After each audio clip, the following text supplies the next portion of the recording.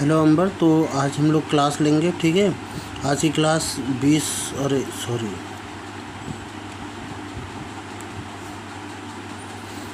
से 25 मिनट की क्लास रहेगी और बाकी बची हुई क्लास, ठीक है, हम कल ले लेंगे। वही 20 से 25 मिनट की क्लास। बाकी कल संडे रहेगा बट हम क्लास ले लेंगे। यही वीडियो अपलोड कर देंगे कल भी आज भी, क्योंकि इकट्ठा अगर 45 मिनट का वीडियो या 50 मिनट का वीडियो बना लेते हैं, यूट्यूब पर अपलोड करते हैं तो प्रॉब्लम हो जाती है, वो घंटों प्रोसेसिंग लेता रहता है, ठीक है। तो इस वजह से हम 2 शिफ्ट में इसको तोड़ देंगे क्लास को। तो चलो देखते हैं, इसको समझना बहुत ध्यान से। इससे पहले आपको पढ़ना कैसे है कि कॉपी निकालनी है और खोलना है और पढ़ना है, या आपके पास फ़ोटो पड़ी हो उसको देखना है। एक और चीज़ है कि इन क्लास में आपकी एक, जैसे ये वाली हो गई, तो इस साइड के पन्ने देखो ना, ऐसे हो गए, तो ये चीज़ को थोड़ा ध्यान दिया करो। यहाँ तो चलो पढ़ने में आ रहे हैं, और इस साइड देखो ये कट गया है, ये देखो, जबकि इधर आपने एक्स्ट्रा खींच दिया। मैं आपको प्रॉब्लम बता दूँ, ये आपने इधर एक्स्ट्रा खींच दिया है, इधर के पन्ने इधर आ गए हैं, ये साइड आ गई है, और इधर के कट गए हैं। अब मुझे अगर ये चीज़ समझानी है तो हालांकि हमें पता तो है कि नेफ्थलीन बॉल लिखा हुआ है ये, पर अगर कभी नहीं पता चल पाया तो जैसे यहाँ क्या लिखा हुआ है हमें नहीं पता चलेगा, यहाँ क्या लिखा हुआ है नहीं पता चलेगा, क्योंकि कहीं ना कहीं आपने तो फ़ोटो एकदम सेंटर पर खींचो। कभी भी फ़ोटो खींच के दो हमें सेंटर पर। अब ये फ़ोटो आप खुद देखो कितनी धुंधली है, यहाँ पर कुछ भी समझ में नहीं आ रहा। अगर मैं इसको पढ़ाऊँगा तो ऑब्वियस सी बात है कि मेरी आंखें झिलमिला जाएंगी।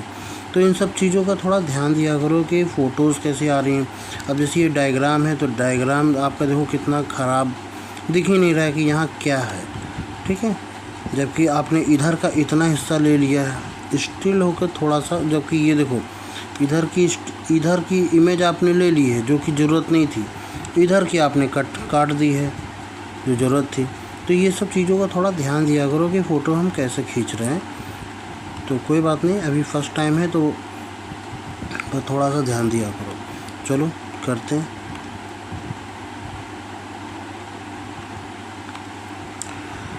इंट्रोडक्शन में क्या है कि we already know about nature, man made things as same natural resources like air. देखो हमारे पास जो नेचुरल रिसोर्सेज हैं, जैसे कि हवा हो गई, सनलाइट हो गई, सूर्य का प्रकाश जो हमें मिलता है वो क्या है, नेचुरल रिसोर्स है। उसमें हमें कोई ऐसा तो है नहीं कि कुछ ईंधन लग जाता है या कुछ भी लग जाता है, ऐसा तो है नहीं, ठीक है। तो ये नेचुरल रिसोर्स की कैटेगरी में ही गिना जाता है। हवा हो गई, सनलाइट हो गया, these are available in planetary and natural resources are not likely to exhausted and are known as inexhaustible natural resources, ठीक है। तो जो भी बहुत एग्जॉस्ट मात्रा में होते हैं, जो एग्जॉस्ट मात्रा में नहीं होते, देखने में नहीं लगता है कि एग्जॉस्ट मात्रा में है, उनको इनएग्जॉस्टेबल नेचुरल रिसोर्सेज कहते हैं। जैसे कि हमारा फ्यूल हो गया, ठीक है, ऐसी चीज़ें। फिर air and sunlight can be a two such example of inexhaustible natural resources. जैसे कि एयर हो गया, अच्छा फ्यूल नहीं है, वो एग्जॉस्टेबल है। एयर जो हो गया ये सनलाइट हो गई, हवा जो है वो सनलाइट है। ये क्या है, टू सच एग्जांपल, ये 2 एग्जांपल है इन एग्जॉस्टेबल नेचुरल रिसोर्सेज के। But many of the natural resources can get exhausted because the human use, क्योंकि आदमी बाकी सारी चीज़ों का यूज़ कर सकता है, ठीक है। हवा का यूज़ सिर्फ सांस लेने और बाकी सब चीज़ों में थोड़ा थोड़ा करा जा सकता है, और लाइट का भी यूज़ किया जा सकता है, ठीक है। और बाकी सब चीज़ों का यूज़ वो अपनी ज़रूरतों के हिसाब से कर सकता है। जैसे कि आपका एग्जॉस्टेबल में कौन कौन सा आ जाता है रिसोर्सेज में, जैसे पानी हो गया, पानी का बहुत सारा प्रयोग होता है। कोयला हो गया, उसका भी प्रयोग करते हैं। पेट्रोलियम देखो गाड़ियाँ चला रहे हैं हम लोग, ठीक है, उसका यूज़ कर रहे हैं। गैस, नेचुरल गैस हो गई। वाइल्ड लाइफ हो गया, वाइल्ड लाइफ मतलब जंगल, यानी इससे हम लोग क्या कर रहे हैं, बहुत सारे लकड़ियाँ काट रहे हैं। तो ये सारी चीज़ें जो है वो नेचुरल रिसोर्सेज में काउंट करी जाती हैं, एग्जॉस्टेबल हो गई। तो are exhaustible natural resources and we should use to carefully, हम इसका केयरफुली इसका इस्तेमाल करते हैं, ठीक है। If you list to a natural and man made object you use to you क्या लिखा है, used in your day by day life. तो हम दिन मतलब डे बाय डे यानी कि दैनिक दिनचर्या जो होती है ना, हर दिन अपने जीवन के हर दिन में इन चीज़ों का यूज़ करते हैं, जिसमें आपका नेचुरल भी होती है और मैन मेड भी होती है। यू विल सी, आप देख सकते हो that most of the object, जो ज़्यादातर ऑब्जेक्ट होते हैं और process involve use to exhaustible resources. ज़्यादातर कैसे होते हैं, एग्जॉस्टिबल रिसोर्सेज होते हैं। Can you plan some strategies, आप क्या कोई स्ट्रैटेजीज़ मतलब होता है योजनाएं, क्या आप ऐसी कोई प्लान कर सकते हो, कोई योजना, स्ट्रैटेजी मतलब एक तरीका कि हाँ हम ये करेंगे तो ऐसा हो जाएगा, प्लानिंग करना, ठीक है। टू मिनिमाइज, क्या करना, मिनिमाइज देयर यूजर्स, कि हम इनके यूजर्स को क्या करें, मिनिमाइज़ कर सकें। क्योंकि अगर हम बहुत ज़्यादा यूज़ करते रहेंगे, जैसे वाटर का, फ्रेश वाटर की बात कर रहे हैं तो हम फ्रेश वाटर की बात करेंगे, वो समुद्र का पानी, सी वाटर की बात नहीं करेंगे। बहुत सारे बच्चे ये होते हैं कि भैया समुद्र का पानी तो 75% है, 71% है, तो वो तो बहुत ज़्यादा है, तो उसका तो यूज़ कर ही सकते हैं अच्छे से। नहीं, हम ड्रिंकिंग वाटर, या हम कहते हैं कि क्या बोलते हैं, सॉफ्ट वाटर की बात कर रहे हैं, हम ड्रिंकिंग वाटर की बात कर रहे हैं, ठीक है। तो उनका यूजेस क्या है, उनका यूजेस ज़्यादा हो चुका है, जबकि वो उपलब्ध बहुत कम है। इसी तरीके से फ्यूल जो हो गया वो भी हमारा एक लिमिटेड सोर्स है, ठीक है। और जो नेचुरल गैस हो गया, जैसे एलपीजी हो गई, ठीक है, ये भी क्या है, लिमिटेड रिसोर्सेस है। वाइल्ड लाइफ यानी जंगल है, हम जंगलों को आसानी से भरावन काट डालेंगे, तो एक पेड़ को बड़ा होने में, एक अच्छा खासा बड़ा होने में उसको सालों लग जाते हैं। सोचिए उसको 10 साल लग गए बड़ा होने में, पर आपने 15 से 20 मिनट में उसको काट दिया। कई पेड़ तो बहुत अच्छे, जैसे बरगद हो गया, पीपल हो गया, ठीक है, ये पेड़ तो बड़े होके बढ़िया बनने में इनको 50-60 साल लग जाते हैं, 100 साल लग जाते हैं अच्छा बनने में, बेहतरीन बनने में, जिसमें ये रिच ऑक्सीजन को प्रोवाइड कर सके, ठीक है। बट अगर 2 घंटे 4 घंटे की मेहनत करो, 1 दिन की पूरी मेहनत करो, तो पूरा पेड़ हटाया जा सकता है। आप सोचिए, तो इस तरीके से हम लोग जो है जंगलों को काट रहे हैं, तो ये भी क्या एग्जॉस्टिबल रिसोर्सेज है। हालांकि काट के बहुत सारा सामान बनता है, फर्नीचर्स हो गए, कुर्सियाँ हो गई, मेज हो गई, ठीक है, बेंच हो गई, तो ये सारी चीज़ें बनती हैं, दरवाजे हो गए, खिड़कियाँ हो गई, मतलब बहुत सारी चीज़ें बनती हैं। आगे देखो क्या लिखा है, if you list the natural and man made object to use day by day. अच्छा, आप अगर देखें तो processing involve to exhaustible resources, can you plan of strategies of minimize, तो क्या हम इनका मिनिमाइज़ कर सकते हैं। हाँ, आजकल देखो इसका मिनिमाइज़ किया गया, क्यों, क्योंकि अब जो कुर्सियाँ आ रही हैं, आपने देखा होगा आपके घर में कुर्सियाँ जो हैं वो प्लास्टिक की आती है ना, प्लास्टिक की पड़ी हुई है आपके यहाँ, उसी पर हम लोग बैठते भी हैं। मेज़ भी आजकल प्लास्टिक की बनने लगी। इससे पहले अगर आप पिछले 15 से 20 साल पहले देखो तो ज़्यादातर लकड़ियों की कुर्सियाँ, अगर आप सरकारी वहाँ पर जाएंगे स्कूलों में, तो वहाँ पर लकड़ी की कुर्सी ही रहती थी। तो हमने उस जगह पर कहीं जहाँ रिप्लेस कर सकते हैं वहाँ पर रिप्लेस किया। आप दरवाजे देखिए, तो दरवाजे में भी लकड़ी के दरवाजे का ना यूज़ करके लोग लोहे के दरवाजे का यूज़ करते हैं। बड़ा जो मेन गेट पर लगता है वो ज़्यादातर प्रेफिक्स करते हैं लकड़ी का, नहीं लोहे का लगवाया जाए। और घरों में भी जो प्रेफिक्स करते हैं वो भी लकड़ी का भी लगवाते हैं, कई जगह पर वो लोहे का भी यूज़ कर लेते हैं, या स्टील के दरवाजे का, स्टेनलेस स्टील का भी यूज़ करते हैं, एल्युमिनियम का यूज़ करते हैं। अगर आप कहीं उसमें क्लिनिक वगैरह में जाते हैं तो वहाँ पर देखो एल्युमिनियम के दरवाजे जो हल्के होते हैं उनका यूज़ करा जाता है, प्लास्टिक फाइबर के दरवाज़ों का यूज़ करा जाता है बाथरूम, लैट्रिन बाथरूम वगैरह में। तो इन सब का यूज़ किया जाने लगा है, क्यों, क्योंकि हम उस लकड़ी को, उसके यूज़ेस को मिनिमाइज़ करने की कोशिश कर रहे हैं, ठीक है।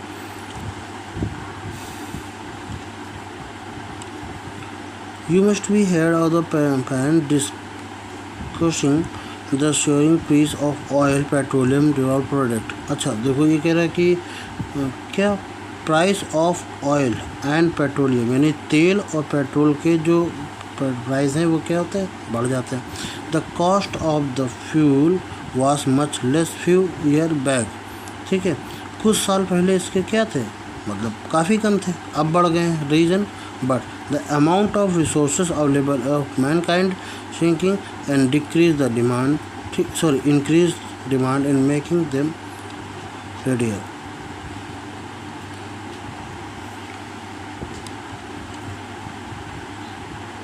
एक सेकेंड, इसको क्या हुआ भैया? अरे एक सेकेंड रुकना जरा।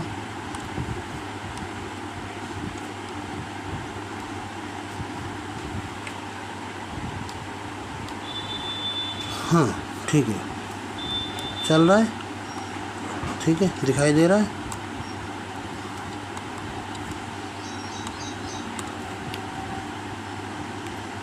देखो देखिए, the cost of their these fuel, ये जो फ्यूल है इनकी कॉस्ट वाज मच लेस, वो काफ़ी कम हो सकती है। ए फ्यू ईयर बैक, अगर पिछले साल हम मतलब कुछ सालों पहले देखें तो उनकी कॉस्ट जो थी कम थी, but the amount of demand, जबकि उनकी डिमांड क्या थी, मेकिंग द डेयर ज़्यादा थी।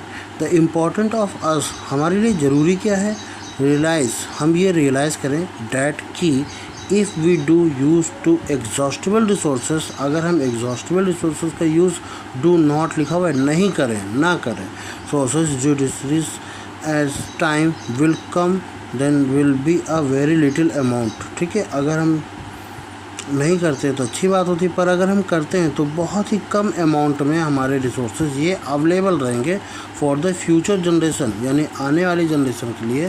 जैसे हम लोगों ने यूज़ कर ली, पर हमारे जो बच्चे होंगे वो यूज़ नहीं कर पाएंगे। अगर आप भी आज भी देखेंगे तो बहुत सारे आपको इलेक्ट्रॉनिक व्हीकल्स देखने को मिल जाएंगे। आपका ई रिक्शा हो गया, अब कार हो गई हैं, ईवी कार्स आ चुकी हैं, है ना, और आपका बसेस चलती हैं अब तो इलेक्ट्रॉनिक बसेस भी हो गई हैं। और अगर आप स्कूटर की बात करें तो स्कूटी इलेक्ट्रॉनिक, तो इनको बोलते हैं इलेक्ट्रॉनिक व्हीकल। ये एक्चुअली बैटरी से ऑपरेट होती हैं। क्यों बैटरी से ऑपरेट होती हैं, इनका यूज़ेस के मतलब क्या ज़रूरत पड़ी थी? आज से 15 साल पहले या 10 साल पहले तो इतना ज़्यादा यूज़ नहीं कर रहे थे।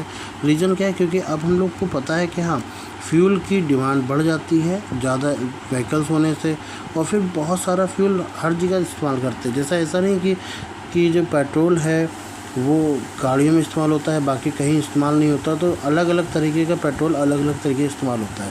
जैसे कि एग्जांपल के पेट्रोल से ही एक क्रूड ऑयल होता है, एक क्रूड ऑयल होता है, समझिए ज़रा ध्यान से। इससे पेट्रोल निकलता है, इसी से डीजल निकलता है, इसी से ग्रीस निकलती है, इसी से वैसलीन निकलती है, इसी से कई सारी चीज़ें निकलती हैं, और इसी से एक वो प्रीमियम लेवल का पेट्रोल होता है। ठीक है, और इसी से ही हमारा जो डीजल्स और पेट्रोल के बीच में एक और पेट्रोल होता है, मुझे नाम नहीं याद आ रहा, वो जहाज़ों वगैरह में इस्तेमाल किया जाता है। ठीक है, तो हर चीज़, जैसे अब एरोप्लेन चल रहा है तो एरोप्लेन के ये वाला जो पेट्रोल यूज़ करती है इससे चलेगा? नहीं, बिल्कुल नहीं।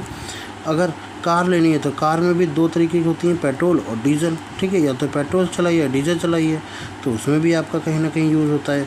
ठीक, प्रीमियम लेवल का पेट्रोल जो प्रीमियम लेवल की लग्जरीज कार होती हैं, स्पोर्ट्स बाइक होती हैं, उनमें यूज़ किया जाता है, टर्बो फ्यूल उसको फ्यूल बोलते हैं। इसी तरीके से ग्रीस हो गया, वैसलीन हो गया, इन सब का भी यूज़ कहीं ना कहीं हम लोग देखने को मिलता है कि हम लोग इसका यूज़ करते हैं। और इसी तरीके से डिपेंडेंसी रही, अगर इनका इस्तेमाल हम लोग ज़्यादा करते रहेंगे, अब जैसे एग्जाम्पल ग्रुप में हमें वैसलीन ज़्यादा चाहिए तो हम चाहेंगे कि ज़्यादा से ज़्यादा क्रूड ऑयल को ख़रीद करके वैसलीन निकाला जाए, बाकी सारे चीज़ों की भी डिमांड हम लोग बढ़ा देंगे। ठीक, तो इस तरीके से जो नेचुरल रिसोर्स हमारे पास अवेलेबल है, जो कि काफ़ी कम मात्रा में है, वो हम लोग खर्चा कर देंगे। आप ऐसा समझ लीजिए कि एग्जांपल के रूप में कि 100 लीटर अगर मान लीजिए है क्रूड ऑयल, और अगर हमने 80 लीटर हम ही ने खर्चा कर दिए, तो बाकी आने वाली जनरेशन के लिए 20 लीटर बचेगी। तो ये लोग इसमें कैसे काम चलाएंगे? फिर ये लोग दूसरा रास्ता ढूंढेंगे। तो क्यों ना हम ही लोग दूसरा रास्ता ढूंढ लें, ताकि ये नेचुरल रिसोर्स जो है लिमिटेड है, इसको कई लंबे समय तक चलाया जा सके। ठीक है, तो इसलिए हम लोगों ने इलेक्ट्रॉनिक व्हीकल्स का आविष्कार कर दिया। आविष्कार तो हो चुका था, उसको ज़्यादातर यूज़ में लाने लगे। ठीक है, वरना आप देखेंगे तो 10 से 15 साल पहले ई रिक्शा नहीं थे, टेम्पो चलती थी, ऑटो चलती थी। ठीक है, आज तुम्हें टेम्पो ऑटो जल्दी देखने को नहीं मिलेंगे, जितने ई रिक्शा दिख जाएंगे उतने तो देखने को नहीं मिलेंगे। अब आता है फॉसिल फ्यूल। क्या है fossil fuel? Fossil fuel is a fuel formed by natural resources with a anaerobic decomposition of bird dead organisms. तो जितने भी डेड ऑर्गेनिजम्स हैं, यानी कि कहीं ना कहीं ये माना जाता है कि जो डायनासोर वगैरह थे या बड़े बड़े पक्षी, बड़े बड़े जानवर जो पृथ्वी पर पहले थे, वो डेथ हुए। अब उनके ऊपर धूल मिट्टी सब जम गया, तो अब वो धीरे धीरे डिकम्पोज होने लगे। डिकम्पोज होने का मतलब होता है उनकी बॉडी बहुत बारीक चीज़ों में टूटने लगी। अब टूट करके जो बना है वही हमारा क्या है, फॉसिल फ्यूल है। ठीक है, और फॉसिल फ्यूल में आपका कोल भी आता है। अब कोल कैसे, जैसे मान लीजिए एग्जाम्पल ग्रुप में ये एक पेड़ खड़ा है, आंधी आई, तूफान आया, क्योंकि आया ही था। ठीक है, ये माना जाता है कि पूरी पृथ्वी हमारी एक बार रीस्टार्ट हुई थी, तो ये पेड़ ऐसे गिर गया। अब इसमें अगर आग लगती तो ये जल जाता, ये क्या बन जाता, राख बन जाता। पर नहीं, इसके ऊपर गर्म लावा चढ़ गया। ठीक है, इसके ऊपर गर्म लावा बह के आ गया। अब वो लावा जो है, यानी कि जो पिघला हुआ या मिट्टी से सना हुआ जो धातु था, ठीक है, वो आ गया। अब इसकी जो गर्मी थी वो बाहर निकल नहीं पाई, यानी ये जल नहीं पाया। ये सिर्फ क्या हुआ, सिक गया। जैसे हम लोग, एक होता है कि किसी चीज़ को जला देना, एक होता है किसी चीज़ को सेक देना। तो सेक ये लकड़ी जो ना जली है अंदर से, बट इसका बर्निंग पॉइंट अभी भी बाकी है। तो ये क्या बन गया, कालिख में बदल गया, ब्लैक कलर की, जिसको हम लोग कोयला यानी कोल बोलते हैं। अब क्योंकि अभी इसका बर्निंग बाकी है, इसलिए इसको जलाते हैं तो ये ज़्यादा अच्छा जलता है, ज़्यादा तेज़ जलता है। ठीक है, बिना ज़्यादा धुआं के जलता है। तो वही चीज़ यहाँ पर लिखी हुई है कि डेड ऑर्गेन्स से मिलकर के बना हुआ है, क्योंकि ये डिकम्पोज हुए थे। The organism that's a fuel found by them are millions of year old and many even exceed, लगभग कितना लिखा हुआ है, हम बात कर रहे हैं 650 मिलियन ईयर पहले की बात कर रहे हैं। The fuel contain high percentage of carbon, इसमें कार्बन की प्रेजेंस ज़्यादा होती है। कार्बन देखो, हमारी बॉडी हो या किसी की बॉडी हो, कोई भी लिविंग थिंग की बॉडी होती है ना, तो वो कार्बन से ही मिलके बनी होती है। इसलिए जो इसका डिकम्पोज होता है उसमें भी कार्बन बहुत ज़्यादा होता है। तो कार्बन हो गया। Coal, petroleum and natural gases are example of fossil fuel. अब हम लोग बात करेंगे कोल के बारे में।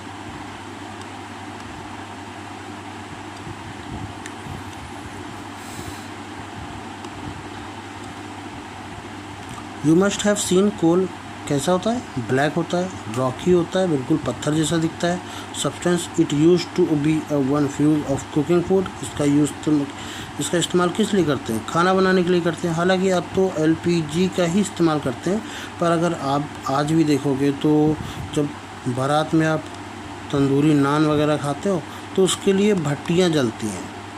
ठीक है, ऐसे भट्टी बनी होती है, अगर आपने देखा होगा, बिल्कुल बीचों बीच में रखी होती है भट्टी, ऐसे बनी होती है, और एक आदमी जो होता है खड़ा होकर के वो तंदूरी लगा रहा होता है, यहाँ चिपका रहा होता है। तो ये यहाँ क्या डालता है, वो कोयला डालता है। तो कहीं ना कहीं कुकिंग के लिए इस्तेमाल होता ही होता है। ठीक है, और it is also use to be a fuel of running steam engine. अब स्टीम इंजन का इस्तेमाल भी आजकल बहुत कम होता है, ऐसे भाप वाला इंजन होगा, ठीक है, उसमें इस्तेमाल करते हैं। अगर आपने वो मूवी देखी है हैरी पॉटर, तो ऐसे करके होता है और उसके पीछे एक गाड़ी होती है, ट्रेन, ठीक है, पूरी ये डिब्बे होते हैं।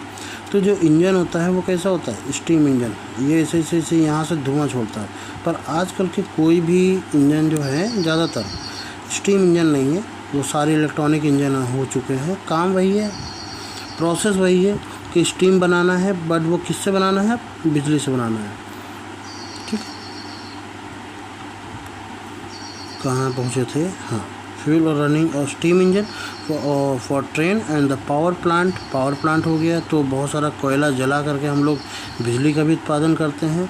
और प्रोड्यूसिंग इलेक्ट्रिसिटी, देखो लिखा हुआ है, coal is still use to many industries for producing energy. और बहुत सारी एनर्जी, मतलब इंडस्ट्रीज़ में एनर्जी को बनाए रखने के लिए, एनर्जी प्रोड्यूस करने के लिए कोल का इस्तेमाल किया जाता है। Coal consist of a compound in the carbon, hydrogen and oxygen. Coal में क्या क्या चीज़ें पड़ी रहती हैं या मिलती हैं हमें, ऑक्सीजन मिल जाती है, कार्बन मिल जाता है और हाइड्रोजन मिल जाता है। एंड सम फ्री कार्बन्स, कुछ फ्री कार्बन मिल जाते हैं। सम अमाउंट ऑफ नाइट्रोजन, कुछ मात्रा में नाइट्रोजन मिल जाती है। And sulphur compounds are also present in coal, ये सारी चीज़ें प्रेजेंट होती हैं कोल में। It is found to be a deep coal mining under the surface of the earth. ये कैसे मिलता है? जब हम डीप माइनिंग करते हैं। माइनिंग का मतलब होता है खोदना। ऐसा नहीं है कि 2 फोड़ा मारा और ज़मीन से कोयला निकाल लिया, नहीं, हमें खोदना पड़ेगा।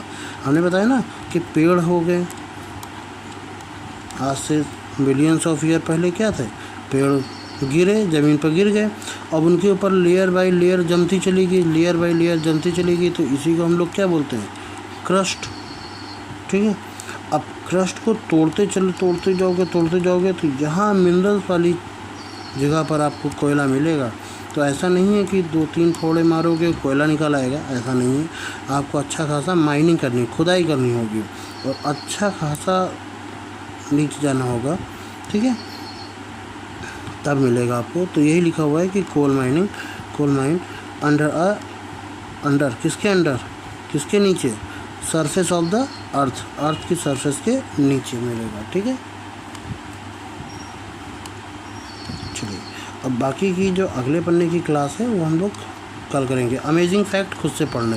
अब तुमने देखो यहाँ पर फ़ोटो में सेंड करी है पर आधे ज़्यादा कटे हुए हैं, इन सब चीज़ों का बेटा ध्यान रखा करो। ठीक है, अब बाकी की क्लास हम लोग कल करेंगे, ये वाली।